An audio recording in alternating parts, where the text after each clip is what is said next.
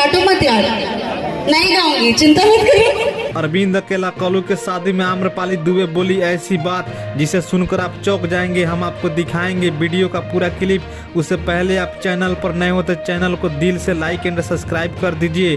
दरअसल आम्रपाली दुबे जब कल्लू के शादी में पहुंची तो वहां पर पहले से दिनेश लाल यादव निरहुआ मौजूद थे। वहीं दूसरी तरफ कल्लू आस लगाए बैठे थे कि पवन सिंह मेरे शादी में जरूर आएंगे, लेकिन किसी कारणवश पवन सिंह नहीं आ पाए तो कल्लू अंदर ही अंदर बहुत गुस्सा थे और ये भी आस लगाए बैठे थे कि खेसारी लाल यादव भी हमारे शादी में आएंगे। लेकिन कुछ हुआ ऐसा, न ही खेसारी आए और न ही पवन सिंह आए, जिसके कारण कल्लू दोनों के प्रति बहुत गुस्सा थे। लेकिन वहीं दिनेश लाल यादव निरहुआ को शादी में मौजूदगी देखकर कल्लू बहुत खुश थे और निरहुआ के प्रति प्यार और सम्मान देखने को मिला।